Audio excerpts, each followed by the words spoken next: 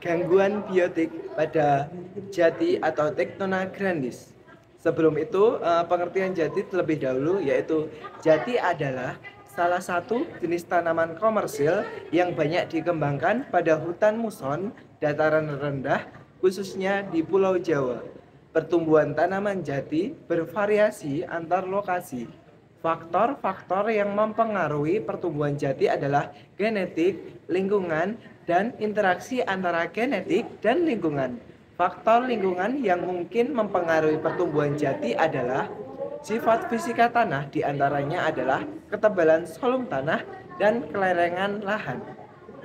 Hasil identifikasi kami pada gangguan biotik pada hutan tanaman industri pada pohon jati atau Tectona grandis dilakukan di Kelurahan Nanggulan, Kulon Progo yang dilaksanakan pada hari Selasa 10 Oktober 2023. Kan gangguan biotik itu ada tiga, ada penyakit, hama, dan gulma. Sebelum itu, apa sih penyakit, apa sih hama, dan apa sih gulma?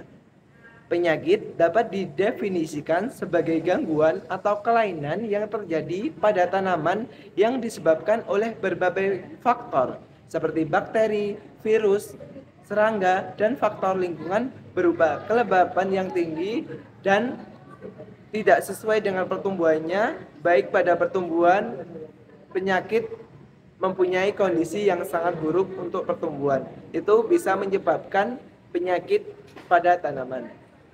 Selanjutnya ada hama.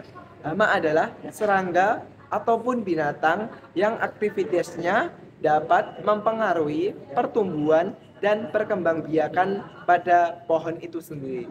Selanjutnya ada gulma. Gulma itu adalah tanaman yang pertumbuhannya tidak kehendaki dan dapat merusak jaringan-jaringan yang ada di dalam tanaman tersebut. Jadi ketika penyakit hama maupun gulma dapat mempengaruhi kualitas pada jati yang ada di tanaman industri tersebut. Selanjutnya ada pada batang kayu jati itu ada jamur Carpinus carolina. Jamur ini ditandai dengan gejala bercak berwarna putih pada batang jati dan bentuknya seperti, jika dipegang bentuknya seperti serbuk. Jamur ini tidak menimbulkan dampak yang serius pada tanaman jati. Cara pencegahan atau pengendaliannya dapat dengan membersihkan sumber infeksi secara langsung. Terus selanjutnya ada ulat bantal pada daun jati. Ini ulat bantal ini memakan daun muda pada daun jati yang menyebabkan pertumbuhan pada jati muda terhambat. Cara pengendaliannya adalah bisa dengan menyemprotkan insektisida. Selanjutnya itu leaf miner atau penggorok daun, di mana larva hama lalat dari keluarga Agromyzidae itu akan menggerogoti jaringan daun yang ada pada tanaman jati.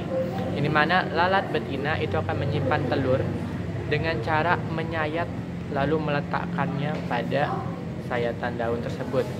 Telur itu akan berbentuk seperti bintik-bintik berwarna putih yang kemudian menetas dan menggali terowongan dengan cara menggerogoti jaringan-jaringannya, sehingga dari kenampakan daun dari luar itu akan terlihat seperti jalur putih memanjang.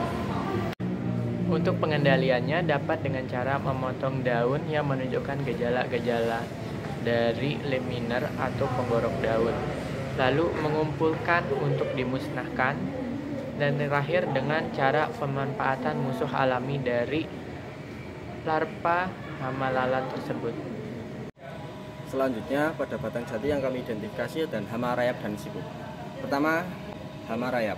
Jenis rayap yang menyerang tanaman jati yaitu rayap kayu kering atau Cryptothermus yang menghuni dan memakan kayu kering. Tanaman jati yang terserang hama rayap memiliki gejala lubang-lubang pada batang, terdapat jalur rayap pada batang, dan terdapat sarang rayap di sekitar HTI. Rayap ini menyebabkan tegakan rapuh atau mudah rubuh dan dapat menyebabkan kematian pada pohon. Cara pengendalian hama rayap dapat dilakukan dengan menghancurkan sarang rayap dan menyemprotkan pestisida. Selain dapat dengan mengoleskan kapur serangga di pangkal batang dan menaburkan abu kayu di pangkal batang pada waktu penanaman. Oke, selanjutnya yaitu siput pohon atau Amphidromus furcillatus, yaitu hama siput yang terdapat pada pohon jati yang kita identifikasi di Nanggulan Kulon Progo, Yogyakarta. Dan gejala yang ditimbulkan dari hama siput tersebut yaitu terdapat lubang-lubang pada daun jati dan terdapat siput pada daun dan batang jati. Dan siput tersebut itu dapat mempengaruhi pertumbuhan tanaman jati pada tanaman jati yang masih muda, karena siput tersebut dapat menghabiskan daun-daun pada tanaman jati yang berusia muda. Cara mengatasi hama siput tersebut yaitu dengan cara mengambil satu persatu siput yang terdapat pada pohon jati, atau juga bisa dengan cara menyemprotkan larutan amonia pada siput. Akan tetapi, jika terlalu banyak larutan amonia, maka pohon jati bisa habis terbakar. Oke, yang terakhir yaitu gulma pada hutan tanaman jati yang kita identifikasi di Nanggulan Kulon Progo, Yogyakarta, yang berupa liana, paku-pakuan, dan rumput-rumputan atau tumbuhan bawah. Jadi, liana merupakan tumbuhan berkayu yang merambat pada tumbuhan inangnya yang berupa jati atau Tectona grandis. Dan hal ini dapat menyebabkan bekas rambatan pada batang jati yang dapat menyebabkan nilai jualnya berkurang. Dan selanjutnya terdapat paku-pakuan dan tumbuhan bawah atau rumput-rumputan. Dan paku-pakuan ini dapat menghambat pertumbuhan jati karena paku-pakuan ini berebut nutrisi dengan pohon jati. Dan cara mengatasi gulma yang merambat pada tanaman jati yaitu dengan cara mencabut atau bisa juga dengan cara menyemprotkan herbisida. Tetapi penyemprotan herbisida ini tidak disarankan karena dapat merusak tanaman jati tersebut.